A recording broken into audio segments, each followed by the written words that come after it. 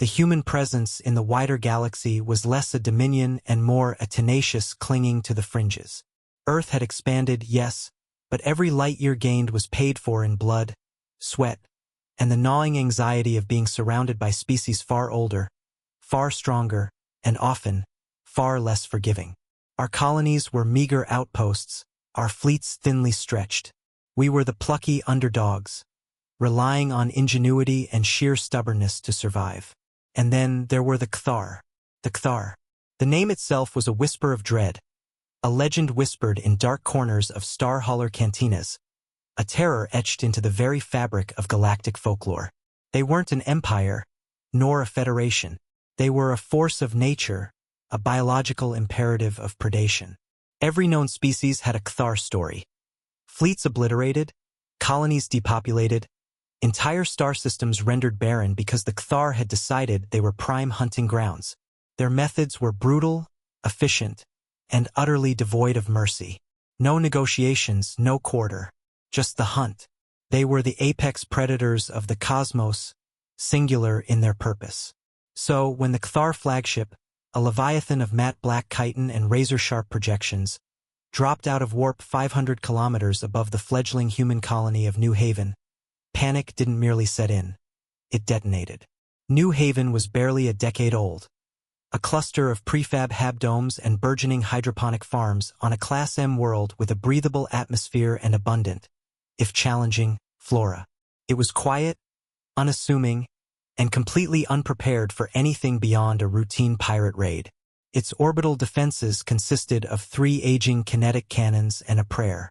Captain Eva Rostova, commander of the HMS Vigilance, New Haven's sole defensive frigate, watched the Cthar vessel on her main view screen, her heart pounding a frantic drum against her ribs. Helm, full evasive patterns, shields to maximum, weapons hot, but hold fire. Her voice was a strained rasp, barely recognizable as her own. She knew it was futile. The Vigilance was a gnat to that monstrosity.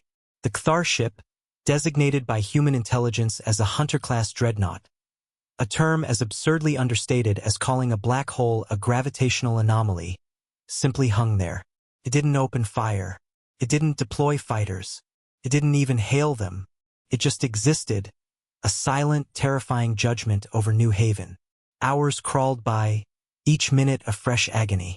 The colonists were huddled in their reinforced bunkers, the Vigilance's crew locked in a frozen tableau of terror and readiness. Still nothing. No demands, no threats, no attacks. Just the ominous, silent presence. Captain, piped up Ensign Maya Singh, the comms officer, her voice a reedy tremor.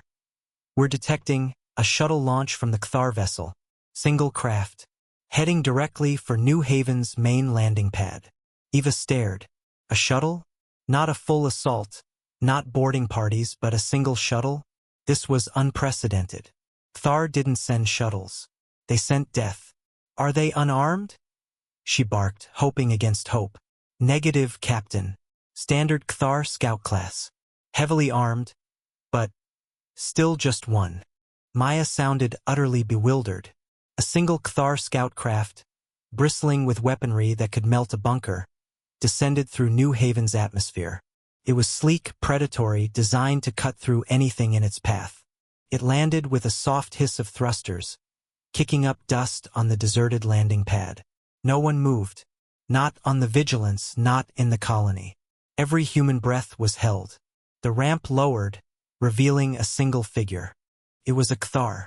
Not a scout drone, not a warrior caste, but a true Cthar.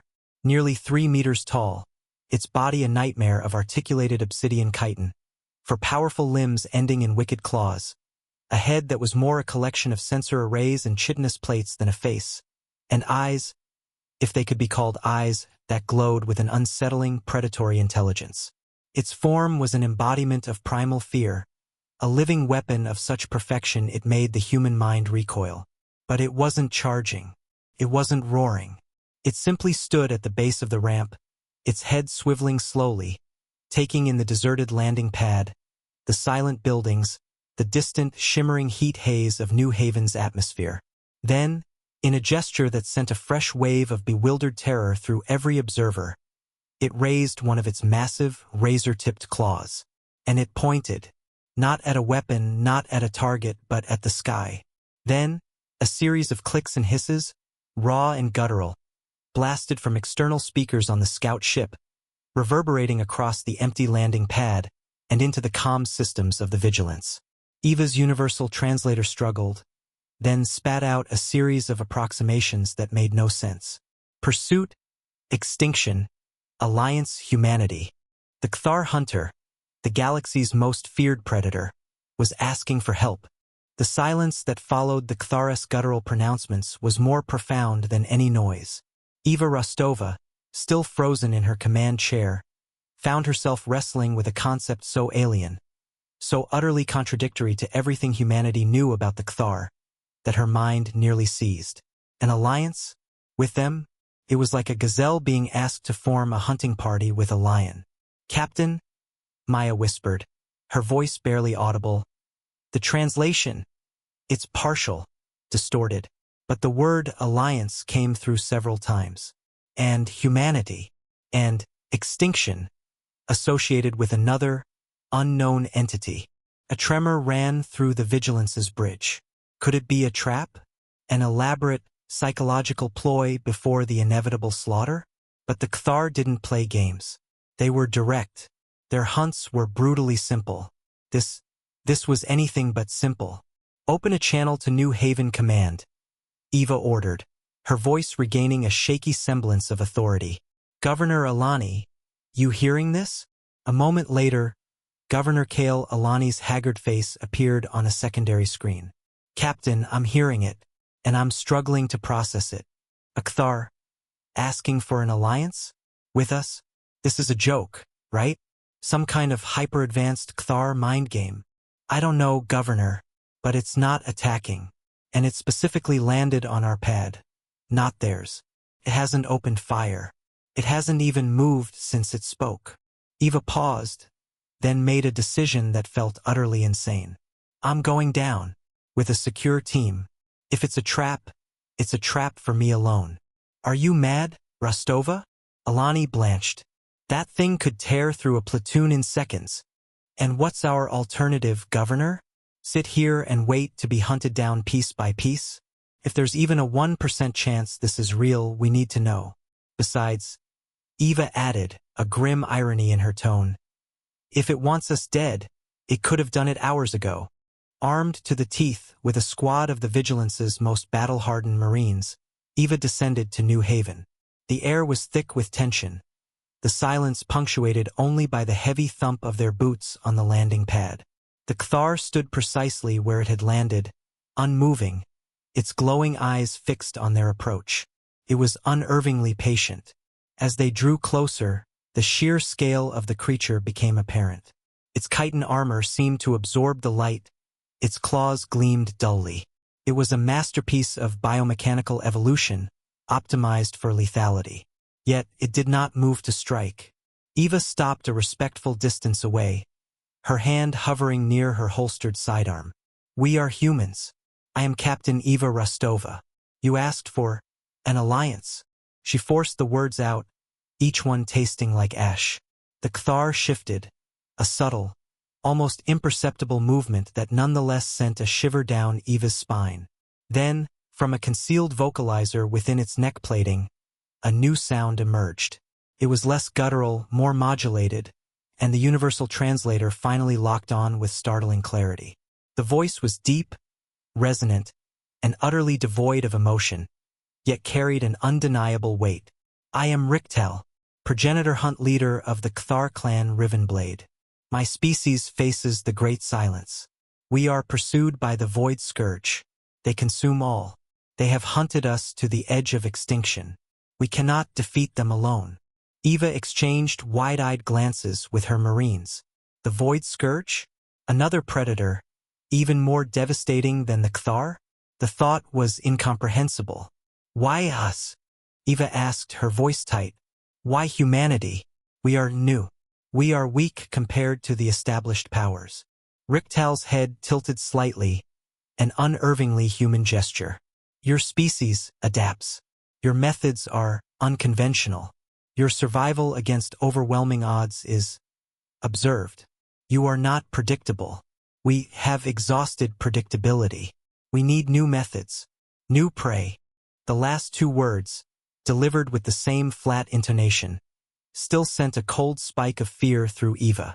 New prey. Was humanity merely a tool, to be used and then discarded, or worse, become the prey once the Void Scourge was dealt with?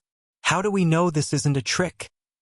One of the Marines blurted out, his voice laced with suspicion.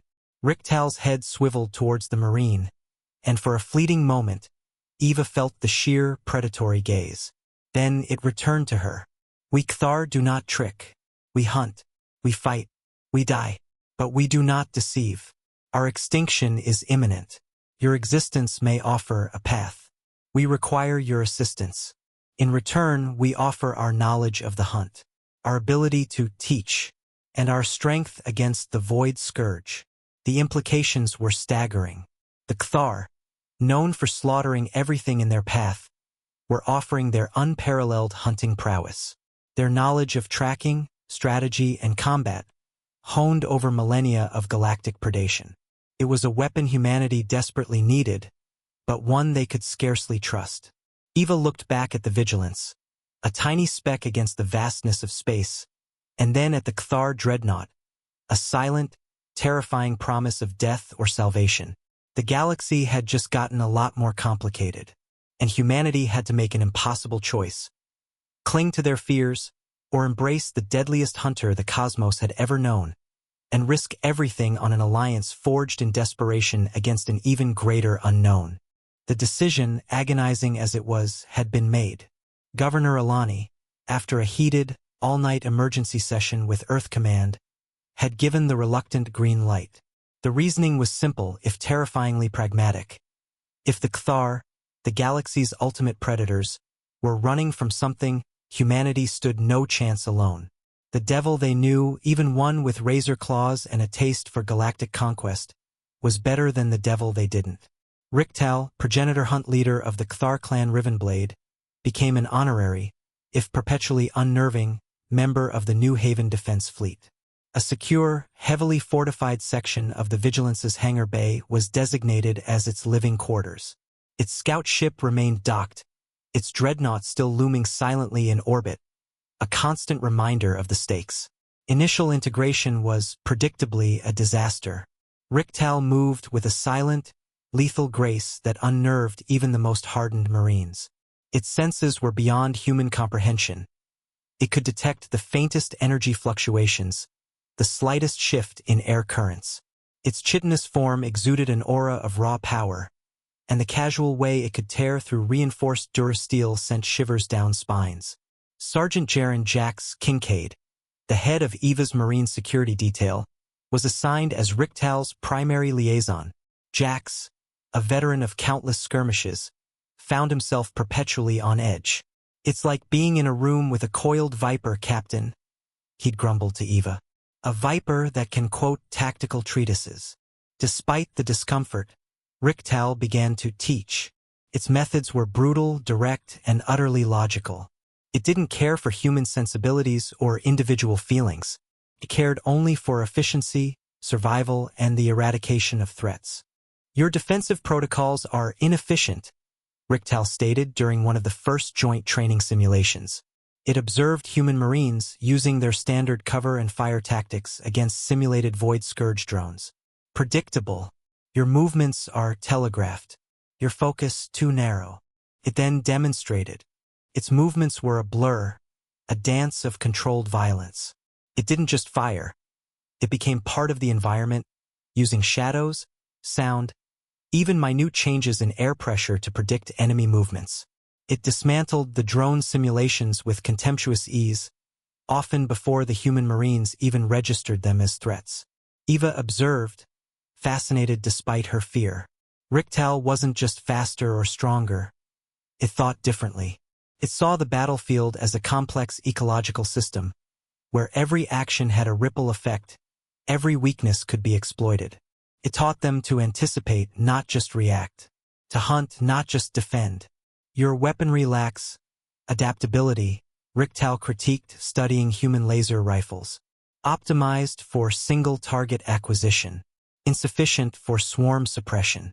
Your melee options are rudimentary. It then demonstrated its own biological weapons. Its claws, its hardened carapace, its unnerving speed. It wasn't just about sharp edges. It was about leveraging every aspect of its physiology for maximum impact. The human Marines, initially resentful and terrified, slowly began to adapt. They learned to move with greater fluidity, to use their environment more effectively, to communicate in ways that were less obvious. Rik'tal, in turn, began to understand human ingenuity.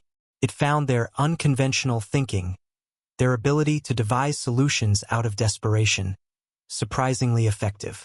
One instance stood out. During a simulated breach exercise, a human Marine, cornered and out of ammo, improvised a crude explosive device from a damaged power cell and some discarded piping. It was messy, inefficient, and wildly unorthodox, but it worked, taking out several drones. Rik'tal had paused, its glowing eyes seemingly analyzing the act. Unexpected, it had rumbled. Inefficient by design parameters. Effective by outcome. Your species creates new paths where none exist. This is a strength. That moment was a subtle shift. Rik'tal wasn't just tolerating humanity. It was beginning to appreciate their unique brand of chaos. The Cthar shared their data on the Void Scourge. It was horrifying. The Scourge wasn't just a powerful enemy. It was a cosmic blight. It appeared as amorphous, shadowy masses that consumed all matter and energy, leaving behind only dead space and a chilling silence. It had no discernible physical form, no central nervous system, no weaknesses that the Ctharis millennia of hunting had ever uncovered. It simply spread like a cancer across the galaxy. The Cthar had been fleeing it for centuries, abandoning system after system as the Scourge inexorably advanced. They had lost entire clans, entire hunting grounds. Their famed predatory instinct, so effective against every other known life form, was useless against something that couldn't be tracked, couldn't be fought in a conventional sense, and could not bleed. Humanity, with their reliance on technology, on abstract thought, on finding patterns in chaos, represented a last, desperate gamble for the Cthar. Rik'tal saw their potential not in their raw power, but in their ability to think outside the hunter's paradigm. As the weeks turned into months, a strange, uneasy camaraderie began to form between Rik'tal and its human counterparts. It wasn't friendship, not in any human sense. It was a professional respect, forged in the crucible of shared danger. Jax Kincaid, surprisingly, became the closest thing Rik'tal had to a confidant, the Marine's sardonic humor occasionally eliciting what might have been, on a Cthar, a moment of analytical curiosity. The Void Scourge was coming. Sensors picked up its faint, but unmistakable energy signature on the edge of the system. The alliance, born of fear and desperation, was about to be tested. The galaxy's deadliest hunter had joined Team Humanity, and together, they would face something far worse than either had ever imagined. The first tendrils of the Void Scourge hit the outer reaches of the New Haven system with a chilling silence. There were no roars, no energy blasts, no conventional signs of invasion. Just the sudden, terrifying absence of everything. Monitoring stations, automated asteroid miners, even deep space probe buoys simply vanished from sensors, leaving behind no wreckage, no distress signals, just an unnerving blankness where they had once been. It's consuming them, Eva breathed, watching the expanding void on the main tactical display, like a spreading ink blot. No energy signature, no mass. It just removes. Rik'tal, standing beside Eva on the Vigilance's bridge, emitted a low, resonant hum, the Cthar equivalent of a sigh, or perhaps a grim acknowledgement. The great silence, it articulated, its voice a deep rumble. It is upon us. Our weapons, they are as dust against it. Energy dissipates. Matter dissolves. It is the end of all things that are. The Cthar had offered humanity their hunting knowledge, and in return, humanity had attempted to apply their scientific ingenuity to the Scourge. They had thrown every sensor array, every theoretical model, every desperate hypothesis at it, hoping to find a weakness. There was none. It wasn't a biological entity they could track, nor a technological one they could jam. It was an anti-existence, a negation. The Ktharis fleet, a small, battle-scarred armada that had arrived shortly after Rik'tal's initial landing, now stood poised alongside the meager human defense forces. Their ships, sleek and deadly, were optimized for lightning-fast hunts and brutal engagements. They were useless against this. "We lost a science vessel, Captain," Maya Singh cried from the comm station. "The Galileo." One moment it was there, the next, nothing. Just static on the comms, then silence. Eva slammed her fist on the console. "Deploy the Whisper drones. Full spread. Try to get a closer reading." The Whisper drones were humanity's latest, most desperate attempt. Tiny, stealth-optimized probes designed to penetrate the Scourge's perimeter and transmit data before being consumed. They were designed to be expendable. Minutes later, the first reports came in. Holographic projections flickered on the bridge display, showing the Scourge up close. It was a swirling, dark mist, shifting and coalescing, yet defying any solid form.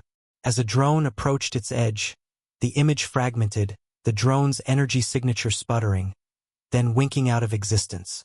"It's like looking into a void," Jax muttered, his knuckles white as he gripped a console. "There's nothing to shoot at, nothing to hit. Our plasma projectors disperse before contact," Rik'tal confirmed, its voice devoid of surprise, only cold, hard fact. "Our kinetic rounds, they do not strike anything. They simply cease to exist within the Scourge's field." Eva felt a cold dread clawing at her.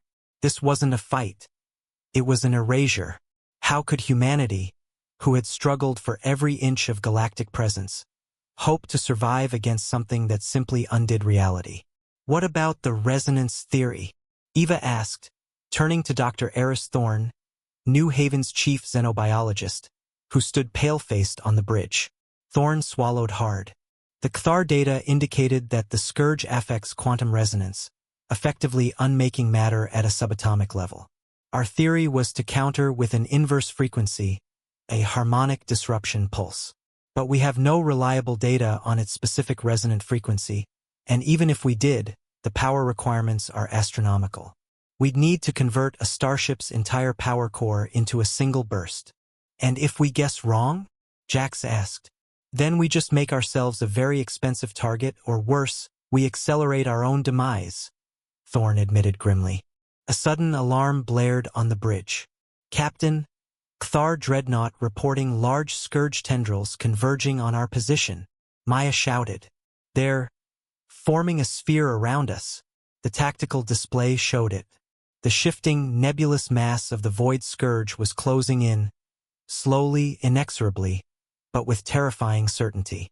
New Haven, the Vigilance, the Kthar fleet, they were being encircled. "This is it," Rik'tal stated, its glowing eyes fixed on the encroaching darkness.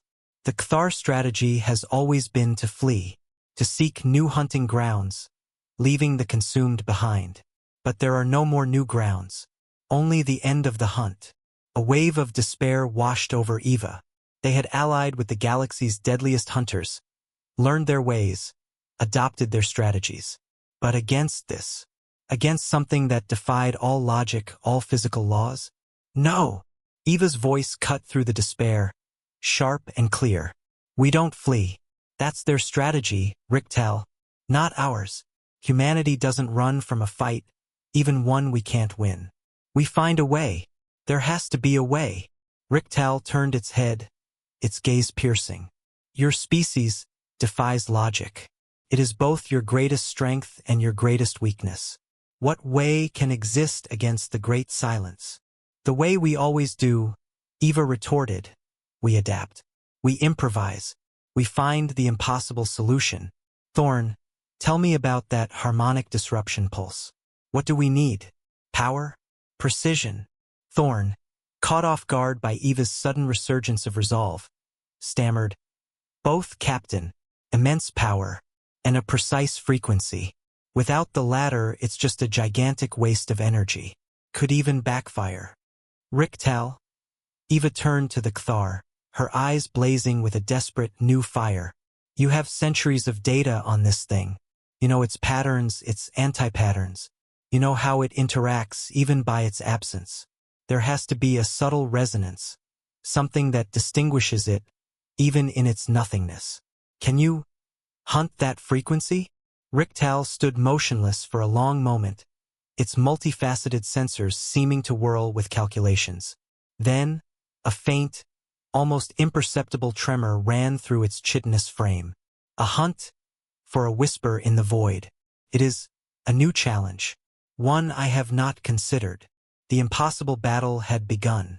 Humanity, armed with their stubborn refusal to yield, and the Cthar, forced to confront a foe that defied their very nature, stood together on the precipice of oblivion. The greatest hunter the galaxy had ever known had indeed joined Team Humanity, and now, their combined, desperate ingenuity was all that stood between them and the great silence. The Vigilance's bridge hummed with a desperate, frantic energy. The Void Scourge was a creeping, silent doom, its shadowy tendrils now brushing against New Haven's outer shield perimeter. The Cthar dreadnought and its smaller escort fleet, along with the Vigilance and 2 other human frigates, were holding a tight formation, essentially cowering in the face of absolute annihilation.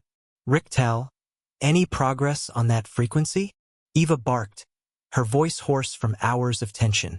The Cthar stood before a bank of holographic displays, its claws tracing complex patterns in the air, its internal sensors whirring. The Scourge, it vibrates at a negative resonance, an absence of frequency. To target it requires an exact inverse. The power required is immense, the precision impossible without a direct conduit. A direct conduit? Dr. Thorne gasped. You mean a physical link to the Scourge itself? That's suicide. Anything that touches it is unmade. Rik'tal turned its head slightly, its glowing eyes fixed on Thorne. Correct. But if the conduit is established, and then severed instantly, the harmonic pulse might have a momentary anchor, a single point of counter-resonance. Eva looked from Thorne's horrified expression to Rik'tal's stoic, chitinous form. You're talking about a one-way trip, aren't you? Someone has to get close enough, establish the link, and then detonate the pulse. It is the only logical conclusion, Rik'tal affirmed, and the Scourge's field disrupts long-range targeting. A short-range, point-blank insertion is required. A grim silence descended. No human pilot, however brave, could fly a ship into the Void Scourge and expect to survive. And even if they did, the precision required to establish that momentary conduit was beyond human capability. Then, Rik'tal shifted, its gaze sweeping across the bridge crew, lingering on Eva. My scout ship. It is equipped with an integrated sensor array capable of spatial temporal indexing. It can identify and lock onto the Scourge's absence point at extreme proximity with the required precision.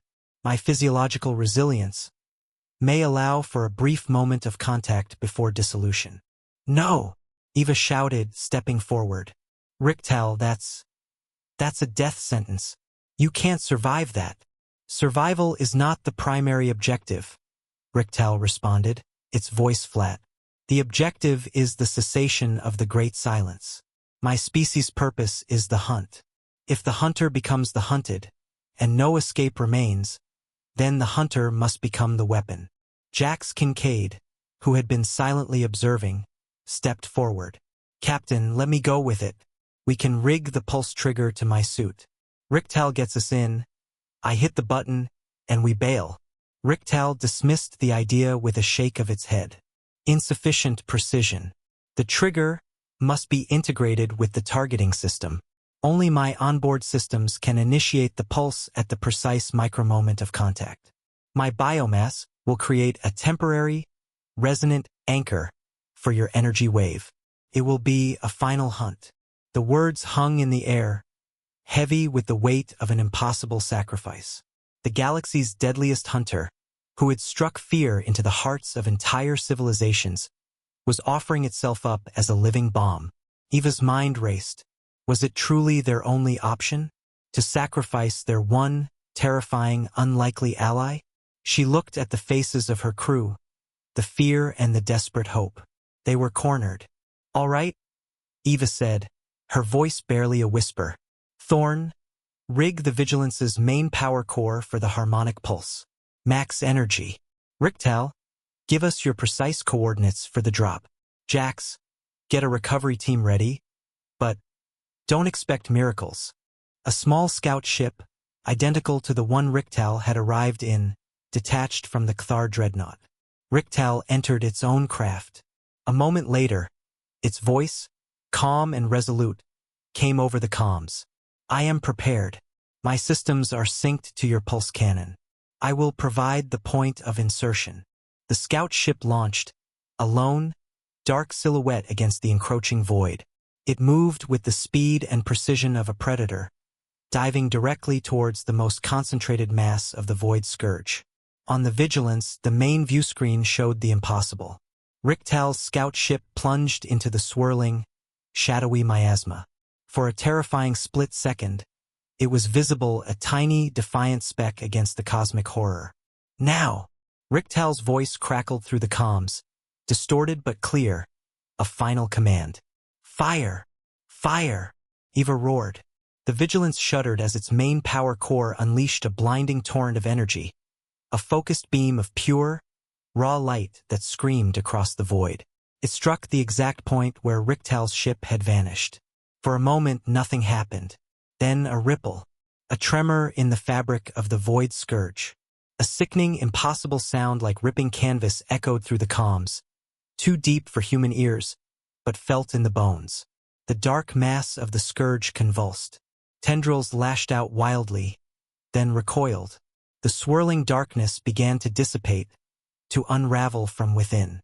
A cheer erupted on the bridge, quickly stifled by awe and disbelief. The Void Scourge wasn't gone entirely, but it was retreating, tearing itself apart. The localized field around New Haven was broken. The immediate threat was gone. But Rik'tal was gone too. Its ship, its body, its very existence had been consumed, utterly annihilated in the heart of the counterpulse.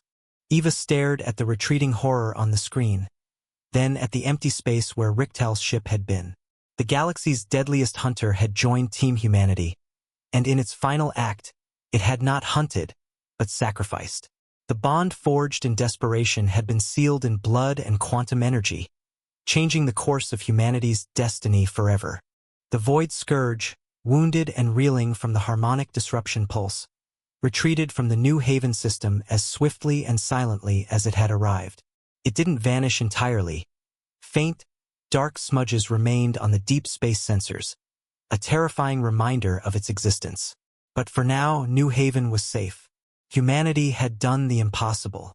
The Cthar dreadnought, after a long, silent pause, broadcast a single translated message across all channels. "The debt is acknowledged. The hunt continues, now in a new direction." Then, with a subtle shimmer, the Cthar fleet engaged its warp drives and vanished, leaving humanity alone to process the magnitude of what had just occurred. New Haven was damaged, its outer defense grids fried, its infrastructure stressed to breaking point, but it was alive. The Vigilance and the two surviving human frigates were battered, but intact. The cost had been immense, and the biggest price had been paid by Rik'tal. The news spread like wildfire through galactic comms. Humanity, the young, struggling species on the fringe, had not only survived a direct encounter with the Void Scourge but had repelled it. And they had done so with the unprecedented assistance of a Cthar progenitor hunt leader, who had died in the process. The galaxy reacted with a mixture of disbelief, fear, and grudging respect. Old empires, who had dismissed humanity as a minor nuisance, suddenly reconsidered their stance. Species that had cowered in terror at the mere mention of the Cthar now saw humanity as an enigmatic, dangerous, and perhaps even essential new player. Eva Rostova, promoted to admiral for her decisive actions, stood on the newly repaired bridge of the Vigilance, looking out at the shimmering stars. Dr. Thorn, pale but energized, was already poring over the scant data gathered from Rik'tal's final moments, searching for clues, for any scrap of information that could help humanity understand the Void Scourge better. Jax Kincaid, surprisingly quiet, had overseen the construction of a small, somber memorial on New Haven's main plaza. A stark, obsidian monolith, etched with the Cthar symbol Rik'tal, had shown them, a stylized claw grasping a star. It wasn't elaborate, but it conveyed the raw, brutal respect humanity felt for their fallen ally. "They're calling it the Rik'tal Protocol now," Jax said to Eva, one evening in the officers' mess. "Any situation involving an unknown, galaxy-ending threat, and they're talking about applying unconventional human ingenuity combined with focused Cthar-like precision. It's a weird legacy." Eva nodded slowly. "It is, but it's true. Rik'tal taught us to be hunters, not just to defend, but to proactively seek out weakness to understand the predator. And we, in turn, showed it that there are other forms of strength beyond sheer might. That self-sacrifice for a greater cause, even for a different species, is possible." The Cthara's departure was ambiguous. The hunt continues, now in a new direction. What did that mean? Would they return? Would they see humanity as new allies, or simply as a proven tool? No one knew. But the fear that had once defined humanity's relationship with the Cthar had been tempered by something else. A grudging, awe-filled understanding. Humanity's place in the galaxy was irrevocably changed. They were no longer just the plucky underdogs. They were the species that had stood with the Cthar against the Great Silence and won a reprieve. They had tasted the cold terror of true annihilation, and they had seen what desperate alliances could achieve. The fight against the Void Scourge wasn't over. It was a threat that lurked in the deep void, a cosmic cancer that would inevitably return. But humanity faced it now with new knowledge, new tactics, and a new perspective. They had learned to hunt, not just to survive, but to truly thrive in a hostile galaxy. And somewhere, in the vast, dark emptiness of space, the Cthar continued their eternal hunt, perhaps now with a lingering thought of the strange, resilient species that had shown them a new way to fight. The galaxy was still dangerous, still vast, but Team Humanity had just gained an unparalleled edge, built on the improbable sacrifice of its deadliest and most unexpected ally. The age of conventional warfare was over. The age of the hunter humanity had just begun.